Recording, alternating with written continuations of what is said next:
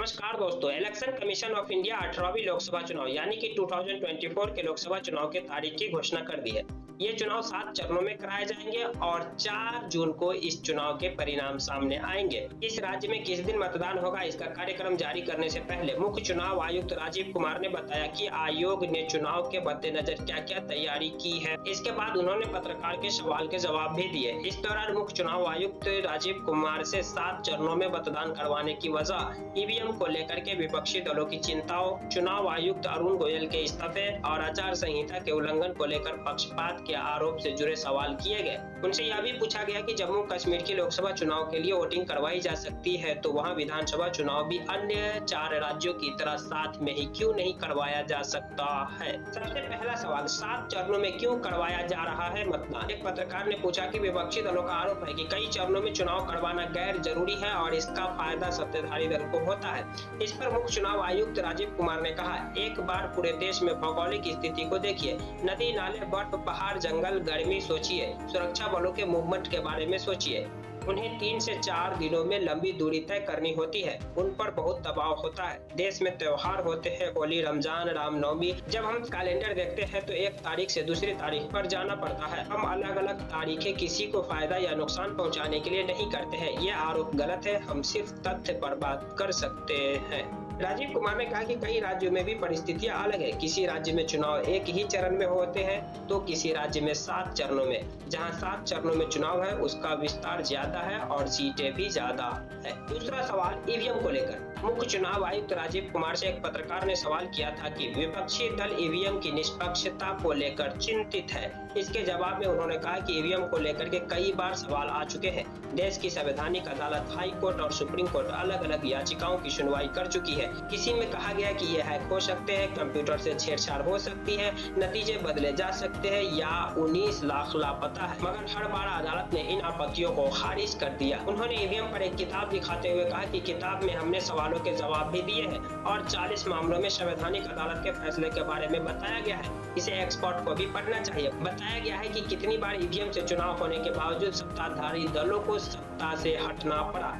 तीसरा सवाल, टोटलाइजर का इस्तेमाल क्यों नहीं। एक पत्रकार ने सवाल किया कि बूथ पर जाने वाली मशीन का नंबर दिए जाने पर उम्मीदवार को पता लग सकता है कि कहां से उसे कम और कहां से ज्यादा वोट मिले, तो क्या ऐसी स्थिति से बचने के लिए बाद में सभी मशीनों का नतीजा एक साथ देने वाले टोटलाइजर उपकरण का इस्तेमाल नहीं करना चाहिए। इस पर चुनाव आयुक्त ने कहा कि मैं मानता हूं कि बूथ के आधार पर नतीजे पता चलना अच्छी नहीं होती है, लेकिन टोटलाइजर के इस्तेमाल करके कई मशीनों का नतीजा एक साथ देना इसलिए मुश्किल है क्योंकि लोग तो अभी एक मशीन पर ही सवाल उठा रहे हैं। एक साथ कई मशीनों का नतीजा देंगे तो पता नहीं क्या कहेंगे। उन्होंने कहा, राजनीतिक सिस्टम को परिपक्व होने देना चाहिए। नई तकनीक को लागू करने के लिए समय लगता है, उम्मीद है ऐसा समय आएगा। चौथा सवाल, अरुण गोयल के इस्तीफे की वजह क्या रही।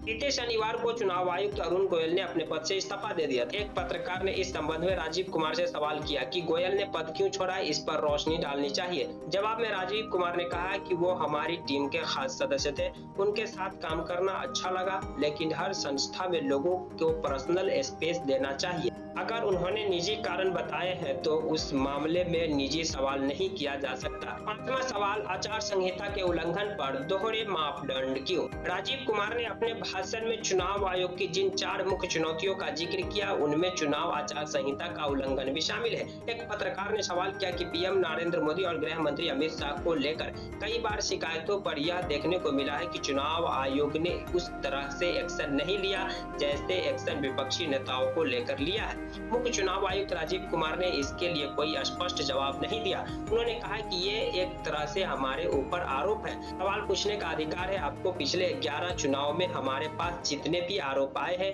उन पर हमारे नोटिस देखिए। जब भी आचार संहिता के आरोपों का उल्लंघन होता है उसका जवाब आने के बाद ऐसा नहीं है कि हमने कार्रवाई नहीं की है। जिस किसी पर भी कोई मामला बनेगा वह कितना भी बड़ा स्टार कैंपियन क्यों न हो, हम बैठेंगे नहीं, कदम उठाएंगे। छठा सवाल, जम्मू कश्मीर में विधानसभा चुनाव क्यों नहीं। मुख्य चुनाव आयुक्त ने जम्मू कश्मीर में विधानसभा चुनाव न करवाने की 2 वजह बताई। उन्होंने कहा कि जम्मू कश्मीर पुनर्गठन अधिनियम 2019 में बना था।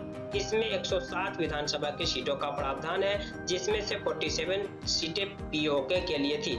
लेकिन फिर 2022 में पुनर्सीमांकन किया गया तो राज्य की सीटें 107 से 114 हो गई। फिर इसमें आरक्षण का भी प्रावधान था। फिर दिसंबर में इस आधार पर जम्मू कश्मीर पुनर्गठन अधिनियम में संशोधन किया गया, लेकिन तब तक हम लोकसभा चुनाव की तैयारी में लग गए थे। जब हम कश्मीर में लोगों से मिलने गए तो वहां राजनीतिक दलों का कहना था कि लोकसभा के साथ विधानसभा चुनाव करवा दिया जाए, लेकिन वहां प्रशासन का कहना था कि ऐसा करना संभव नहीं होगा, क्योंकि 1000 के करीब उम्मीदवार होंगे और हर उम्मीदवार को कम से कम 2 सेक्शन फोर्स सुरक्षा के लिए देनी पड़ती है। 7वां सवाल, कैश की बरामदी पर क्या कार्रवाई होती है? मुख्य चुनाव आयुक्त राजीव कुमार ने आयोग की उपलब्धियों को गिनाते हुए कहा कि हाल ही में हुए 11 राज्यों के विधानसभा चुनाव में करीब 35,000 करोड़ रुपया की नकदी पकड़ी गई थी। इस पर एक पत्रकार ने कहा कि इस कैश की बरामदी में कितने लोग जेल गए, कौन सी पार्टी के लोग शामिल थे, इसकी जानकारी साझा नहीं की जाती। इस पर सीधे तो राजीव कुमार ने कोई जवाब नहीं दिया, लेकिन 2019 के लोकसभा चुनाव के दौरान तमिलनाडु के वेल्लोर में एक प्रत्याशी के पास करोड़ों रुपया मिलने पर क्या कार्रवाई हुई थी, इसके जवाब में उन्होंने कहा, कई राज्यों में धनबल का जोर ज्यादा देखने को मिलता है, हम इस पर गंभीर है। अगर आप अन्य दक्षिण राज्यों में हाल के समय में हुए चुनाव पर नजर डालेंगे तो पाएंगे कि इस समस्या पर हमने काफी हद तक लगाम लगाई है, आप चिंता न करें। तो ये रहे मुख्य चुनाव आयुक्त राजीव कुमार से कल प्रेस कॉन्फ्रेंस में पत्रकारों द्वारा पूछे गए 7 सवाल और उनके जवाब।